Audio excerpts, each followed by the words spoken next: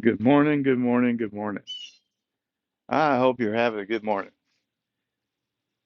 Having a little bit of trouble getting started this morning. We had a little bit of pattern disruption, so now we're a little off kilter. Right, Luna? Just a little bit. So I'm gonna sip some coffee and try to get myself back on track.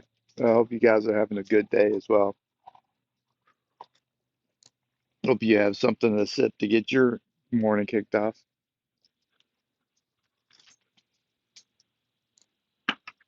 Ah,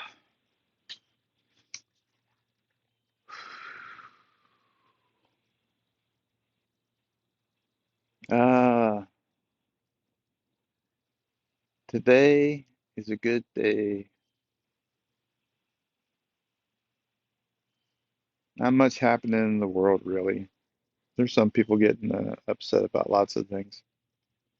But let's talk a little bit about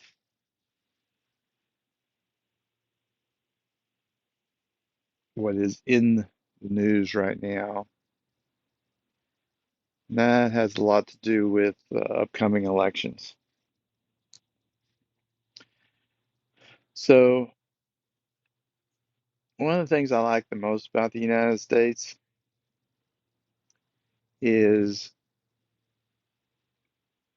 we have a good separation of government. We have states and we have federal government. And states are supposed to uh, really control our lives the most. And you think about it, the idea is it, they're closest to their people. They know their people the most, and then they get to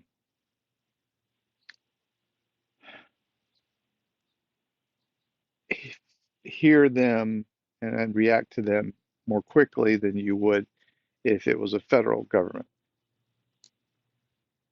If you're if you're into history, you know this is uh, over time states have become less and less powerful, and federal governments become more powerful. And there's good and there's bad to that. So let's talk a little bit about the five empathy things and talk about this system, which is state power, localized state power, and then the federal government, which controls overall power. So on a care level, the states should be able to provide care much more effectively to people. Now, the problem is that states also are much more susceptible to lowering taxes to keep companies and people happy with them and happy with staying in the state. Federal government doesn't have as much problem with that. Their taxes can be more uh, general population, and taxes don't seem to impact as much. So the care seems like, the states would be able to do that, but they've hamstrung themselves with a very low amount of income. So they usually look to the federal government to step in and help with a lot of things. So, for instance, our Medicare, Social Security, stuff like that, is administered by the government. And the primary reason for that has a lot to do with not only that the care should be allow us to live wherever we desire in the United States, but it's also been the federal government controls not only the taxes, but they control the money supply. So there's uh, a lot of stuff that can go on. And the federal government's the only one that has the resources to actually manage something that large. So for care, it would make sense to have the state help much more closely. But in reality, because care often leads to some kind of monetary uh, budgeting or aid or something like that, then it does tend to require, like the federal government, have involvement, at least in the sponsoring of funds. So the system breaks down a little bit with care.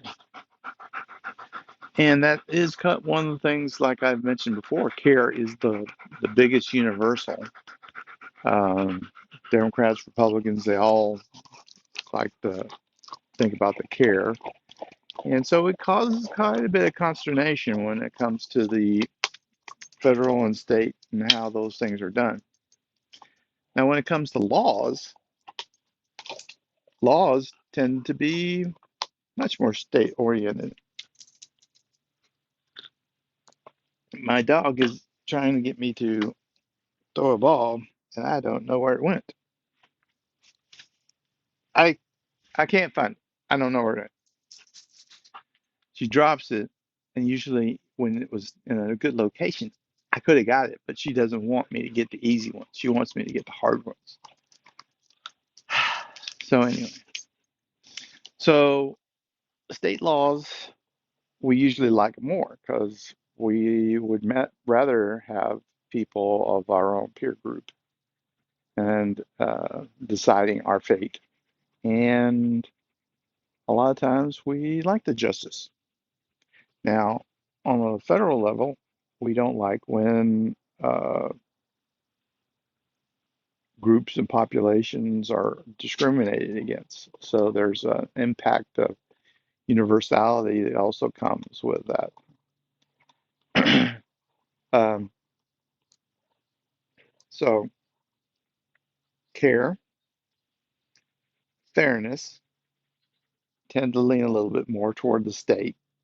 Um, I do.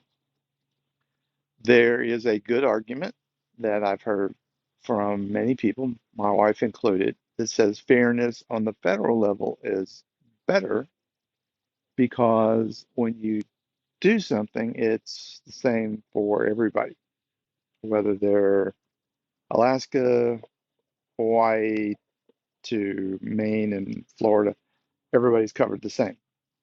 So when something is changed on a fairness level at the federal level, she says it's actually probably a good thing because it needed to be done, and it's not a debate among everybody that this fairness thing needed to be done. So that's actually a good argument. Um, Pet peeve of mine, my ex-wife and my current wife both were adopted, and genetics is such a crucial thing in um, understanding the health of everybody, but yet finding the finding the your biological parents is sometimes locked up by the cat when an adoption occurs, and the states don't allow it. I think it should be genetic information should be provided to anybody that's been adopted because it's so helpful with understanding um, the of effects that genetics have played in the health of the person that got adopted. But so there's good fairness. Again, there's good arguments on both sides. Uh, loyalty. Loyalty's interesting. I grew up in Tennessee, and I could say the loyalty for Tennessee was not high, at least not in my friends and my peer groups. We were from Memphis, and we actually had a decent amount of consternation over uh, the eastern part of the state where we kind of didn't like them a little bit. So I don't know. Loyalty for Tennessee was pretty poor. I'm currently in Texas, where loyalty is out through the roof. Lots of people love Texas. Uh, Not everybody. Nobody. It would be a weird state that has everybody loving them. But there's quite a bit of loyalty here for Texas.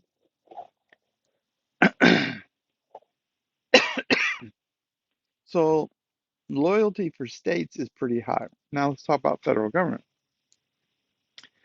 When I went to school, I pledged allegiance to the flag of the United States of America. So there's a lot of loyalty in country as well. So it's interesting when you have um, loyalty of state and loyalty of country, and then there's some places where it's just loyalty of country. Makes for an interesting dynamic. Um, when you're a politician, you're big on your state, and when you're a but then there's this crossover where you have to be a little bit pro US too. So it's an interesting thing.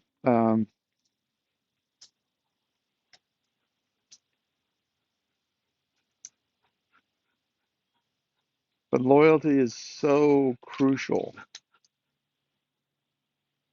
to the operation of the government. And the United States seems to do a really good job of allowing loyalty to flourish in both areas. I've never seen people,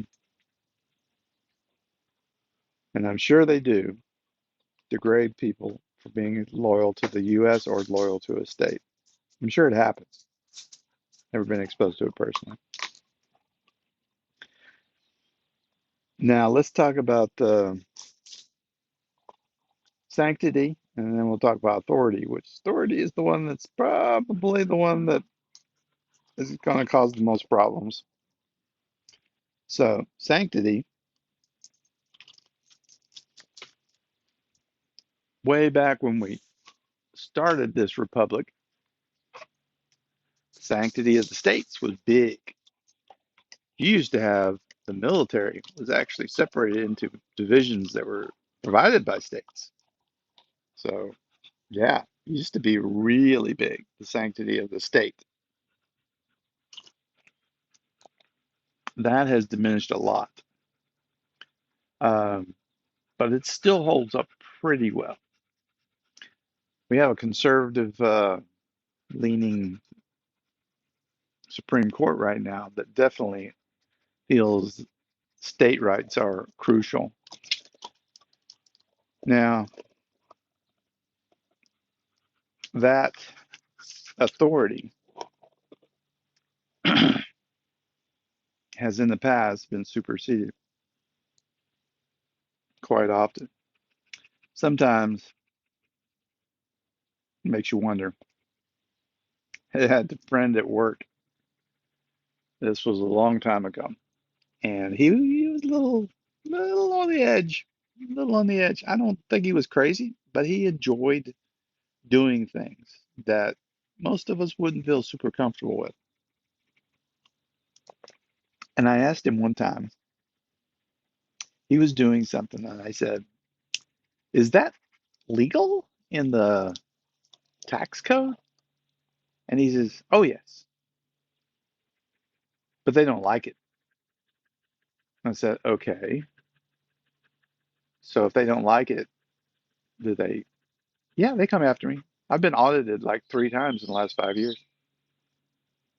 Okay, you sound like you enjoyed it. Well, he said, "I'll tell you the one of the most important things if you get audited." So when they come to audit you, And if they get to the point where you can't come to an agreement, they will then ask you to go to court. And they will say, I know that you want to get this behind you. And we've got a lot of things held up with this. Sign this piece of paper and we'll get it into a federal court and get this done fast. He says, don't sign the paper.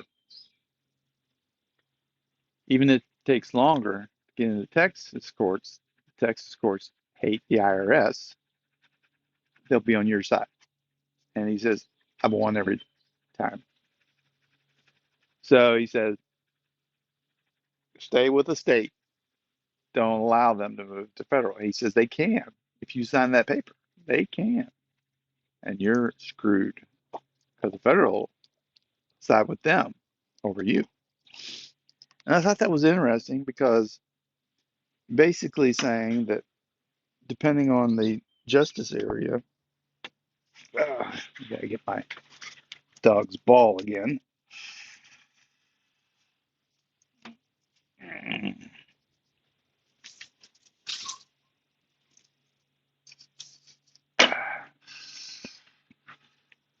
You could be guilty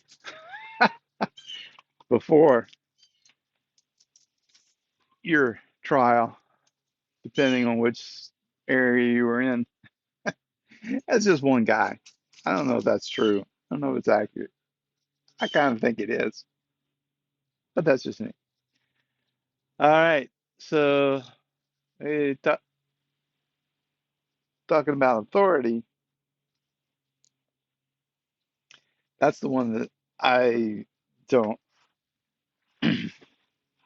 When I was young, I really got upset with the federal government. So, I was living in the state of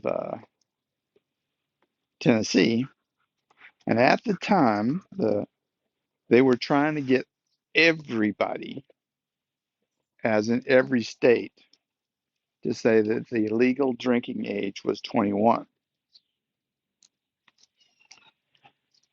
Um, it was 21 in Tennessee and 18 in Mississippi. We used to drive down to Mississippi and buy our alcohol when we were about that age.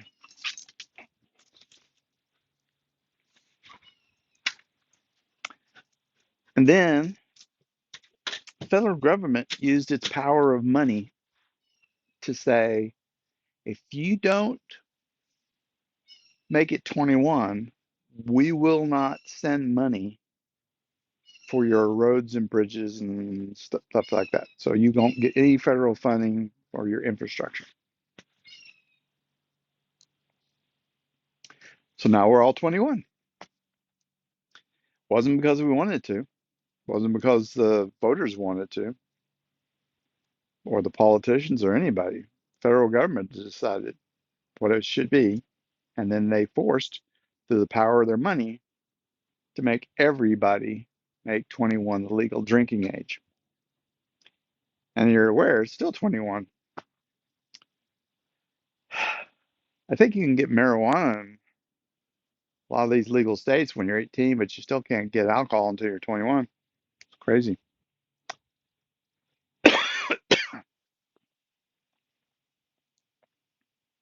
That's just an example. It's galled me. Of course, it impacted me directly, but it's I think 21 is still, there's some countries in the Middle East and some other areas that don't allow alcohol. But I think as far as places where alcohol is allowed, 21 is really high, and I have to look that up. But it's a it's an example of how the federal government can use its monetary tools to force a lot of things that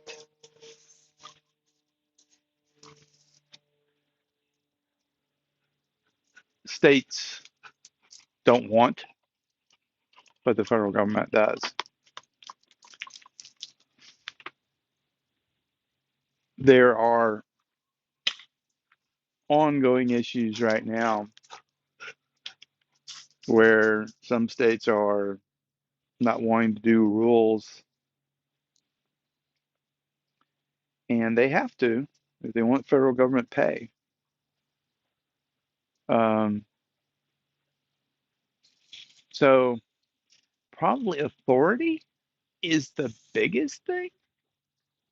I think a lot of times when we've had like people move to Texas, I think authority is one of the big factors. They move, um,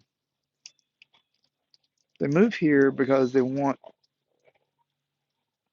the area they were at. They didn't have as much authority to make some decisions in their lives, and they wanted to come here where they could, or they came here because there are uh, more uh,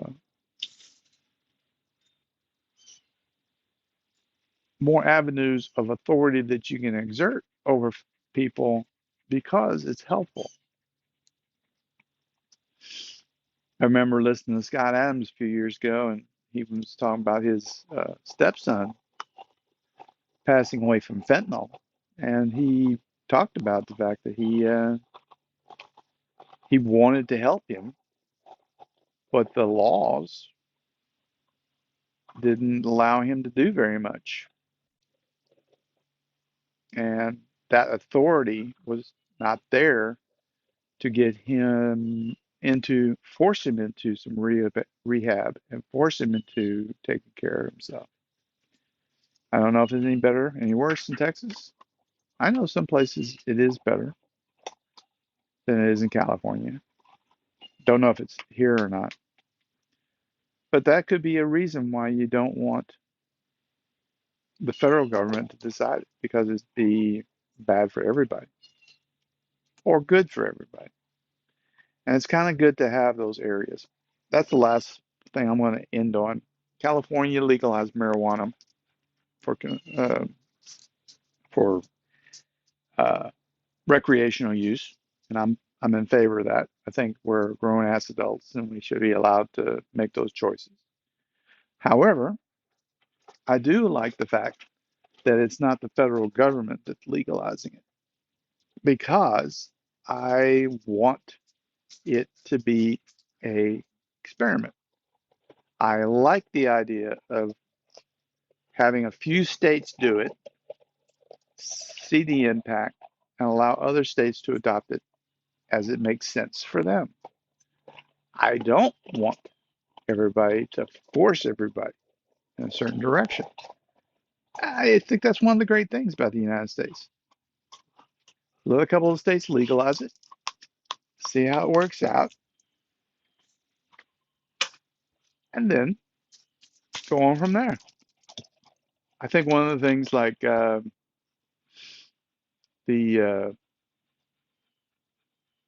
problems they've had in California with it has more to do with how to regulate it and how to regulate things that are not as straightforward, like some of the edibles and stuff like that.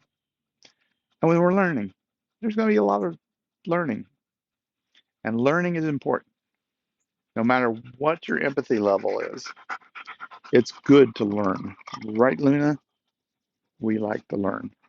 You guys have a wonderful day, and I'm going to let you go. And we're talking about states and federal systems and all the empathy levels. Been really good. Bye for now.